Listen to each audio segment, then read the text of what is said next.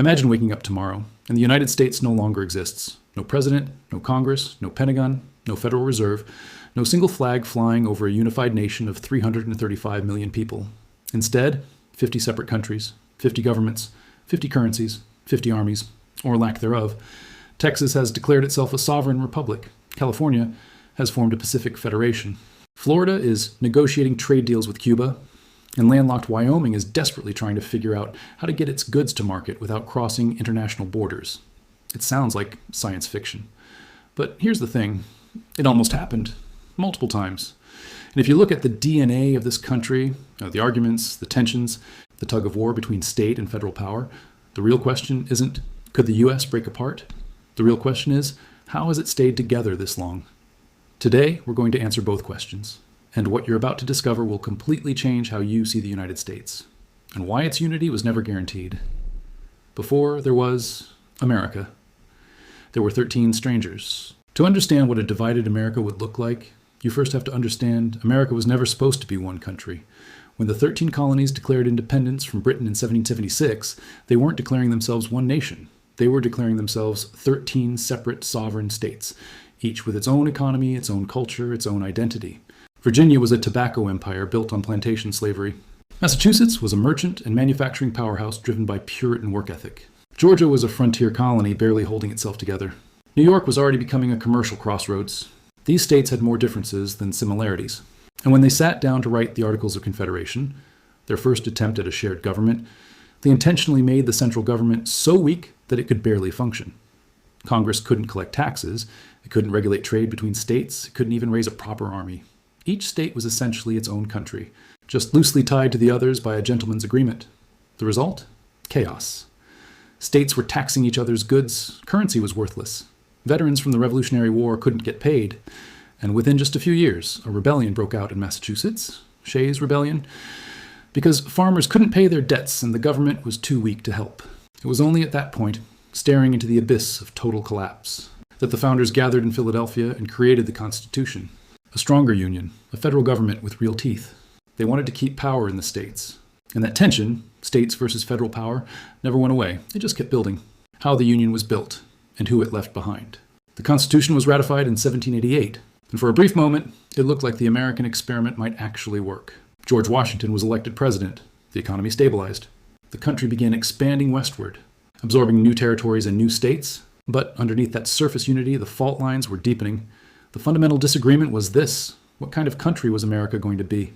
The North was industrializing rapidly. Factories, railroads, immigration, wage labor, a society being transformed by the Industrial Revolution. The South was doubling down on an agricultural economy and on slavery. By 1860, slavery wasn't just a moral issue, it was the entire economic engine of Southern society. Cotton, tobacco, sugar, all of it built on the backs of enslaved men, women, and children. And the two regions looked at each other with growing hostility. Southern politicians developed a doctrine called states' rights. The idea that individual states had the right to nullify federal laws they disagreed with, or, ultimately, to leave the Union entirely. South Carolina actually tried to nullify a federal tariff in 1832. President Andrew Jackson, himself a Southerner, threatened to send in the army. The crisis was diffused, but everyone knew the real showdown was coming. The Kansas-Nebraska Act turned the territories into a bloody battlefield as pro-slavery and anti-slavery settlers literally fought each other for control. And when Abraham Lincoln, who opposed the expansion of slavery, was elected president in 1860, the South made their move. 11 states had formed the Confederate States of America. The power of unity, what America built together. But here's the thing. Before we talk about what breaking apart would look like, we have to understand what staying together actually created.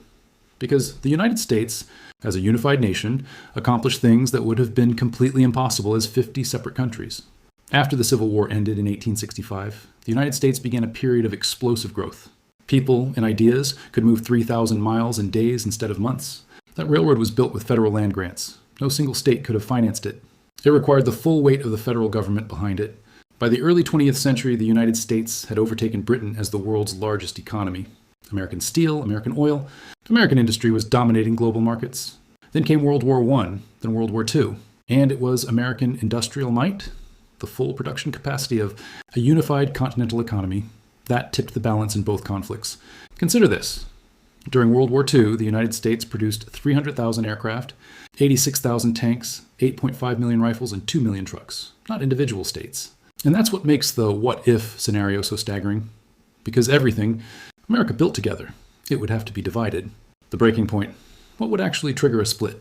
So let's get into the scenario. What would actually cause the United States to fracture into 50 separate nations? Historians and political scientists have identified several potential breaking points, and none of them are purely hypothetical. All of them have real-world roots in American history. The first scenario is a constitutional crisis so severe that states refuse to accept federal authority. We've seen smaller versions of this before. States refusing to enforce federal laws, threatening to nullify Supreme Court decisions. But imagine a crisis where multiple large states simultaneously declared federal law invalid. The government would face an impossible choice: military enforcement or surrender. Texas, the federal government, and the poorer states it supports. The fiscal ties that bind the Union could snap. The third scenario, and perhaps the most realistic, is a slow, grinding cultural separation. Americans are already sorting themselves geographically. Liberal cities and conservative rural areas are becoming more polarized, not less. Social media has accelerated this process, creating parallel realities where Americans no longer share even basic facts about the world. At some point, we know foreign actors have already attempted to deepen American political divisions through social media manipulation. A sustained, sophisticated campaign over decades could accelerate fracture. Any one of these forces, applied with enough intensity, could push the United States past the point of no return. Let's say it happens. Let's say, through some combination of political crisis, economic catastrophe, and cultural collapse, the federal government of the United States loses its legitimacy. What does day one look like? The first and most immediate crisis is the military.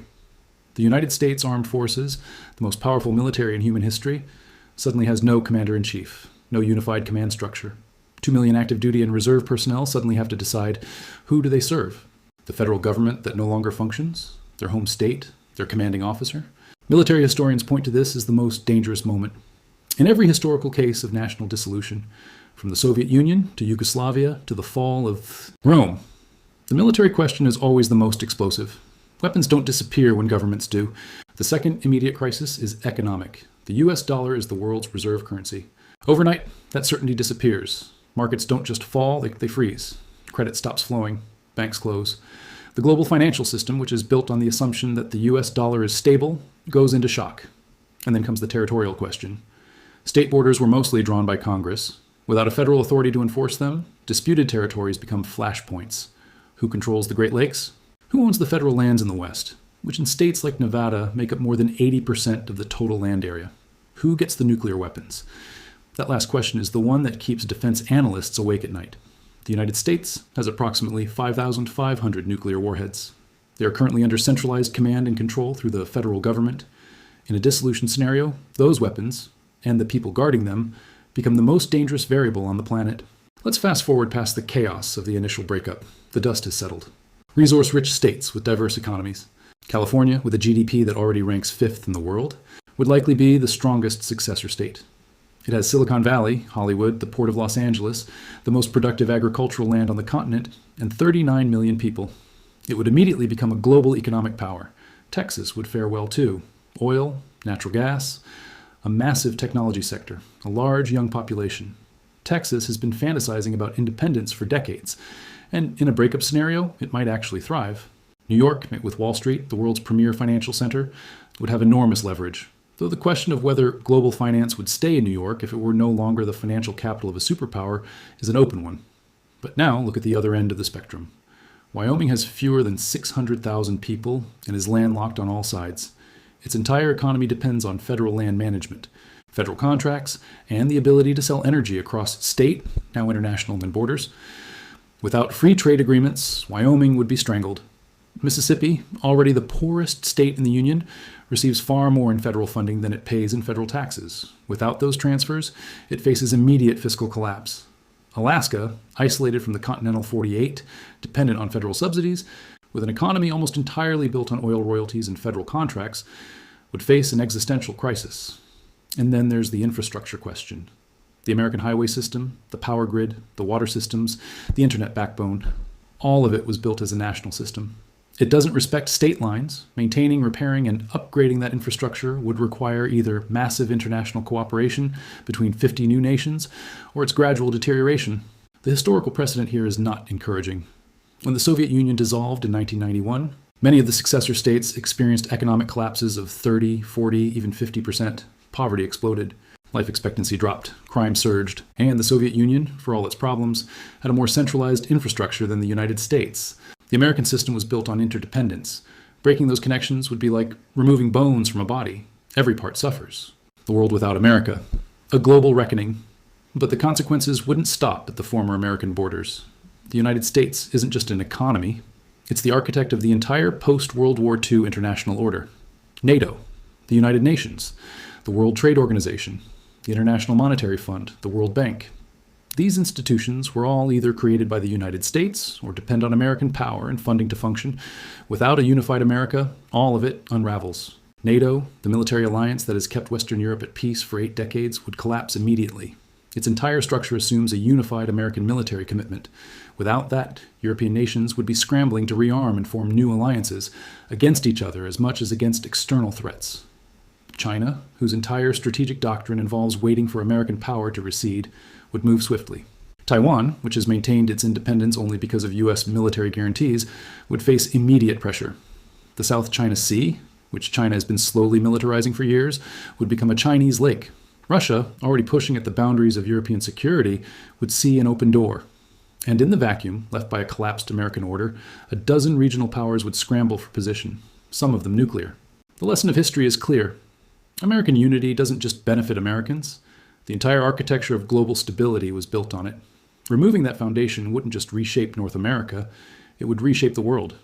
Which is why, for all its divisions, for all its dysfunction, for all the times Americans have wanted to throw up their hands and say, "That's it, we're done," the Union has survived.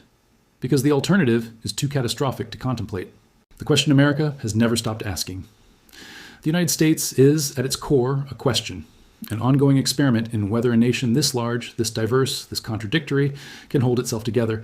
It almost failed in 1787. It almost failed in 1861. It came dangerously close in the 1960s and again in recent decades. And every generation has to answer the same question the founders wrestled with. Is this union worth preserving? And if so, how? Because here's what the thought experiment of 50 separate countries teaches us. The things that hold a nation together aren't borders or armies or currencies. They're shared stories. Shared sacrifice. The belief, however imperfect, that you are part of something larger than yourself. The United States survived because at the critical moments, enough Americans decided the idea was worth fighting for. Whether that will always be true, that's the question only the next generation can answer. If this video made you think differently about American history, or about how nations stay together or fall apart, drop a comment below. And if you want to go deeper, our next video explores what the world would look like if the Soviet Union had never collapsed. You won't want to miss it. History isn't over. It never is.